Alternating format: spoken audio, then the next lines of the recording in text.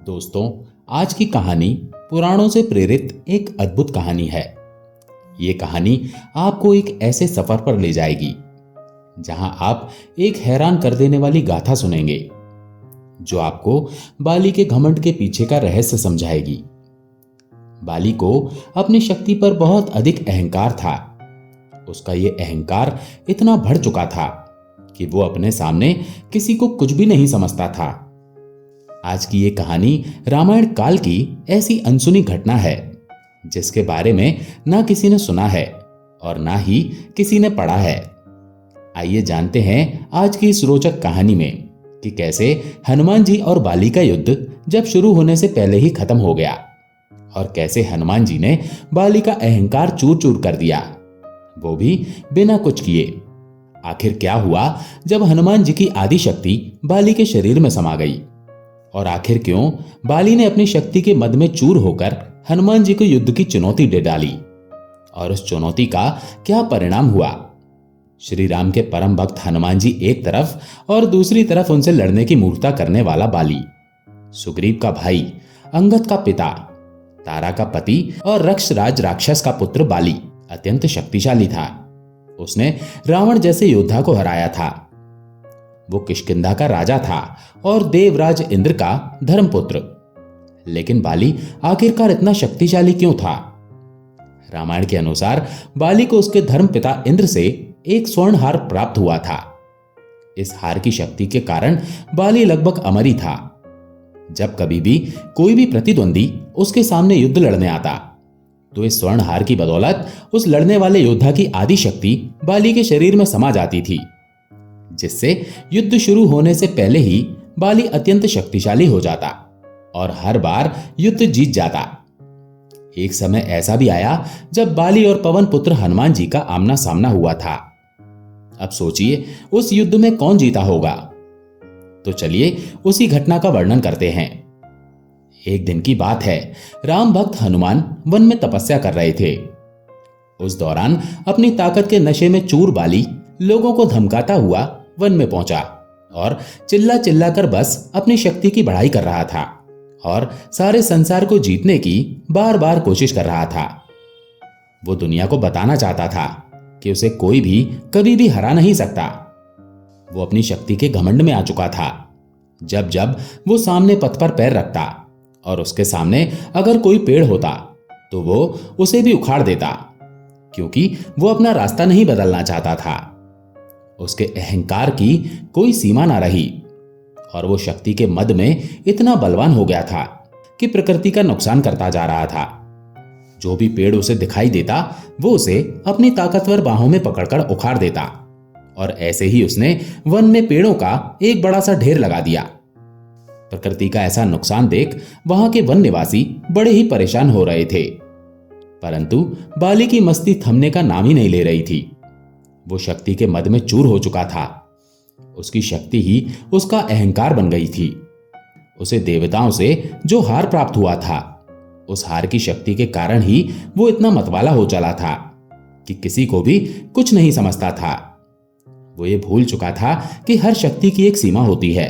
प्रकृति में कभी कोई बड़ा तो कभी कोई छोटा हो जाता है। हर आदमी का एक विकल्प होता है। दिन सदा एक जैसे नहीं रहते। हर रात के बाद एक दिन आता है और हर दिन के बाद एक रात। जैसा बोया जाता है वैसा ही काटना पड़ता है। कर्मों का बंधन किसी के लिए नहीं रुकता, वो निरंतर चलता रहता है और अपने किए गए कर्मों का फल तो हम सबको ही भोगना पड़ता है। परंतु बाली को लगता था कि उसकी शक्ति का कोई विकल्प नहीं है। वो संसार में सबसे ज्यादा शक्तिशाली है और उसे कोई नहीं हरा सकता। वो वनों और पर्वतों को उजाड़ता हुआ लगातार आगे बढ़ता जा रहा था, तेज आवाज में जोर जोर से चिल्लाते हुए कि यदि कोई मुझसे ज्यादा शक्तिशाली है तो वो मुझसे युद्ध कर सकता है। परंतु कोई भी बाली की शक्ति के सामने आना नहीं चाहता था। सबको पता था कि बाली को हराना असंभव है। जो भी उसके सामने आता है पस्त हो जाता है और उसकी शक्ति क्षीण हो जाती है। वो कमजोर होकर गिर पड़ता है और बाली युद्ध में उसे धूल चटा देता है। आज तक बाली द्वंद्व युद्ध में किसी से नहीं हारा था, इसीलिए उससे टकराने की भूल कोई नहीं कर सकता था। वहीं पास में वन में बैठे हनुमान जी श्री राम नाम का जाप कर तपस्या कर रहे थे। बाली के चिल्लाने से उनकी तपस्या में विघ्न उत्पन्न हो रहा था और उन्होंने बहुत ही विनम्रता से बाली से कहा, हे वानरराज बाली, आप अति बलशाली हैं, आपको कोई नहीं हरा सकता, लेकिन इस तरह चिल्ला चिल्ला कर आप क्या जताना चाहते हैं? यह सुनकर अचानक ही बाली भड़क गया। उसने हनुमान जी को चुनौती दे डाली। उसने कहा, हे वानर, तू यहां क्या कर रहा है और तू किसकी भक्ति कर रहा है, किसका नाम जप रहा है? मैं तुझसे भी ज्यादा शक्तिशाली हूं और तू जिसका नाम जप रहा है उससे भी ज्यादा शक्तिशाली हूं। जिसकी तू भक्ति कर रहा है मैं उसे भी हरा सकता हूं।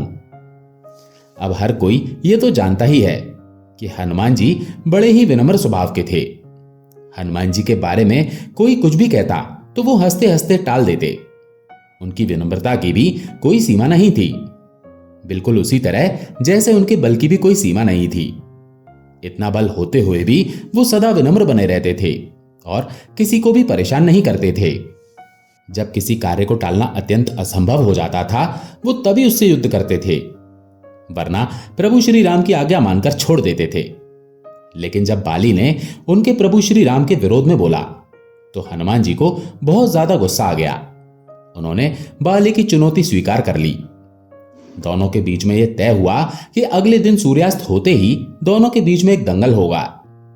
बाली अपने राज्य के लिए निकल गया और हनुमान जी अपनी कुटिया की तरफ प्रस्थान करने लगे। जैसे ही हनुमान जी अपने कक्ष पर पहुंचे तभी अचानक से वहां ब्रह्मा जी प्रकट हो गए। उन्होंने हनुमान जी को समझाने की कोशिश की कि वो बाली की चुनौती को स्वीकार ना करें, लेकिन हनुमान जी ने कहा कि उसने मेरे प्रभु श्री राम को चुनौती दी है। ऐसे में अब यदि मैं उस चुनौती को अस्वीकार कर दूंगा तो दुनिया क्या समझेगी, इसीलिए उसको सबक सिखाना जरूरी है। यह सुनकर ब्रह्मा जी ने कहा, ठीक है हनुमान जी, अगर आप दंगल में जाना ही चाहते हैं तो आप जा सकते हैं, लेकिन मैं आपसे अनुरोध करूंगा कि आप अपनी शक्ति का 10वां हिस्सा ही लेकर जाएं। बाकी की बची हुई शक्तियों को अपने आराध्य के चरणों में समर्पित कर दीजिए और दंगल से लौटकर ये शक्तियां फिर से हासिल कर लेना। ये सुनकर हनुमान जी मान गए और अपनी शक्ति का कुल 10वां हिस्सा अपने साथ लेकर बाली से दंगल करने के लिए चल पड़े। अब बाली और हनुमान जी आमने सामने थे। जैसे ही हनुमान जी चौपाल पर पहुंचे जहां पर बाली पहले से ही मौजूद था और वहां के लोगों को इकट्ठा करके अपनी महिमा का बखान कर रहा था कि देखो प्रजाजनों, आज मेरा युद्ध महाबली हनुमान से होने वाला है। तुम सभी देखना कि मैं उसे कैसे धूल चटाता हूं, क्योंकि बाली किसी से नहीं हार सकता। आज तुम सब मेरे जीत के साक्षी बनोगे। सभी लोग चारों तरफ इकट्ठा हो गए थे और चौपाल के किनारे उन्होंने दंगल का आयोजन किया हुआ था। बाली ने पहले से ही सारी व्यवस्था करके रखी थी। वहां पर उसने एक बड़ा सा गोलाकार चक्र बना रखा था जिसके अंदर दंगल लड़ा जाना था। हनुमान जी ने जब यह सब देखा तो वो अत्यंत आश्चर्यचकित हुए कि बाली कितना अहंकारी है, प्रजाजनों को बुलाकर अपनी शक्ति का प्रदर्शन करना चाहता है। उन्होंने उसकी इस नासमझी को हंसते हुए टाल दिया और अखाड़े में अपना पहला कदम रखा। उसके बाद जैसे ही बाली ने उनके सामने अपना कदम रखा, ब्रह्मा जी के वरदान अनुसार और भगवान इंद्र द्वारा दिए गए स्वर्ण हार की बदौलत हनुमान जी की आदि शक्ति बाली के अंदर समाने लगी। उनकी आदि शक्ति यानी कि सिर्फ और सिर्फ 5% शक्ति ही बाली के शरीर में समाई और उसी समय बाली अपार शक्ति को महसूस करने लगा। अब उसके अंदर वो शक्ति समाती जा रही थी। उसे लगा जैसे ताकत का कोई समुद्र शरीर में मिलकर उसे मार रहा है। चंद पलों के बाद ही बाली को लगने लगा कि मानो उसके शरीर की सारी नसें फटने लगी हैं, रक्त बाहर निकलने ही वाला है। बाली को कुछ भी समझ में नहीं आ रहा था कि आखिर ये उसके साथ क्या हो रहा है। तभी अचानक ही बाली के सामने ब्रह्मा जी प्रकट हुए। उन्होंने बाली से कहा कि अगर खुद को जिंदा रखना चाहते हो तो तुरंत ही हनुमान जी से कोसों दूर चले जाओ, अन्यथा तुम्हारा शरीर फट जाएगा और इस शक्ति के भार को सहन नहीं कर पाएगा। बाली की कुछ भी समझ नहीं आया, लेकिन वो ब्रह्मा जी को यूं प्रकट देखकर समझ गया कि जरूर कुछ गड़बड़ है। वो तुरंत ही वहां से भाग खड़ा हुआ। भागते भागते भी बाली को ऐसा महसूस हो रहा था जैसे ना जाने कितने सूर्य की शक्ति उसके शरीर में समा रही है। बहुत दूर जाने के बाद उसे अचानक से राहत मिली। शरीर में हल्का पंजा आने लगा। जो नसें फटने को तैयार हो गई थी वो धीरे धीरे सिकुड़ रही थी और अपनी पुरानी अवस्था में पहुंच रही थी। रक्त का उबाल भी धीमा पड़ता जा रहा था। कुल मिलाकर बाली को अब राहत महसूस हो रही थी और वो पुनः अपनी त्वचा को महसूस कर पा रहा था। तब उसने अपने समक्ष ब्रह्मा जी को प्रकट पाया। तब ब्रह्मा जी ने कहा, तुम खुद को दुनिया में सबसे शक्तिशाली समझते हो। हे मूर्ख बाली, लेकिन तुम्हारा शरीर हनुमान जी की शक्ति का तिनका भी ना सह सका। मैं तुम्हें बताना चाहता हूं कि युद्ध से एक दिन पहले मैंने हनुमान जी से निवेदन किया था कि वो अपनी शक्ति का सिर्फ और सिर्फ 10वां भाग ही लेकर जाएं, ताकि तुमसे लड़ते समय उन्हें अपनी शक्ति को व्यर्थ ना करना पड़े। सोचो, वो सिर्फ 10वां भाग ही लेकर आए थे। यदि वो संपूर्ण भाग लेकर आते तो तुम्हारा क्या होता? बाली ये जानकर समझ गया कि उसने कितनी बड़ी भूल की है।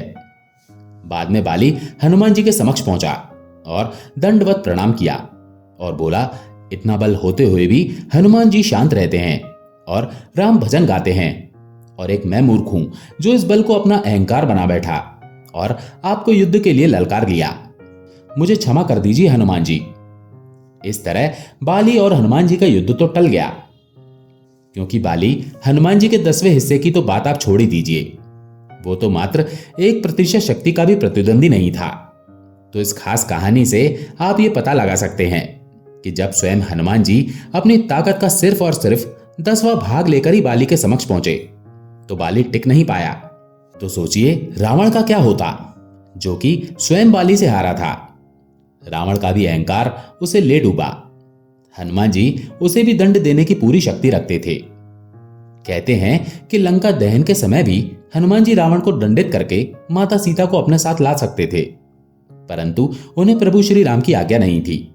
अन्यथा हनुमान जी के पास जितनी शक्ति संचित थी, उस शक्ति से तो वो समस्त ब्रह्मांड को एक साथ परास्त कर सकते थे, क्योंकि उनके पास सभी देवताओं का संगठित बल था। सभी देवताओं ने अपनी सभी शक्तियां उनको प्रदान की हुई थी और ना ही कोई अस्त्र शस्त्र उन्हें हरा सकता था। इतना बल होते हुए भी वे सदा विनम्रता का पालन करते हैं और अपनी शक्ति पर कभी लेश मात्र भी अहंकार नहीं करते। एक बार युद्ध के समय जब हनुमान जी ने रावण पर अपनी मुट्ठी का प्रहार किया तो रावण मूर्छित होकर अपने रथ पर गिर पड़ा और उसका सारथी उसका रथ पीछे हटाने के लिए मजबूर हो गया। तब रावण ने अपने आप को जैसे तैसे ही संभाला और हनुमान जी की बहुत अधिक प्रशंसा भी की। उसने कहा कि तुम्हारा बल साक्षात भगवान शिव के समान है। जब तुमने मुझ पर प्रहार किया तो ऐसा लगा जैसे भगवान शिव मेरे समक्ष खड़े हों। मैं तुम्हारे बल की अत्यंत प्रशंसा करता हूं। तुम्हारे जैसे योद्धा युगों युगों में एक ही बार जन्म लेते हैं। परंतु फिर भी रावण नहीं समझा और उसका अंत बुरा हुआ। बिल्कुल उसी प्रकार बाली भी अत्यंत घमंडी था, जिसका अहंकार हनुमान जी की इस छोटी सी लीला ने चूर चूर कर दिया और सदा सदा के लिए उसका भ्रम तोड़कर रख दिया। बाली ने अपने उस हार की सहायता से कई महाबलियों को परास्त किया था। इसी कारण वो इतना अहंकारी हो गया था कि उसे लगता था वो सबको पराजित कर सकता है, पूरे विश्व से जीत सकता है और विश्व को अपनी मुट्ठी में कर सकता है। परंतु ये उसका भ्रम था। वो भूल गया था कि विधाता के विधान में हर चीज का एक विकल्प होता है। तो दोस्तों, ये थी आज की कहानी बाली का घमंड। आशा है आपको ये कहानी अच्छी लगी होगी। अगर अच्छी लगी हो तो वीडियो को लाइक करके कमेंट में जय श्री राम जरूर लिखें। चैनल पर अगर पहली बार आए हैं तो चैनल को सब्सक्राइब जरूर कर लें। जय श्री राम।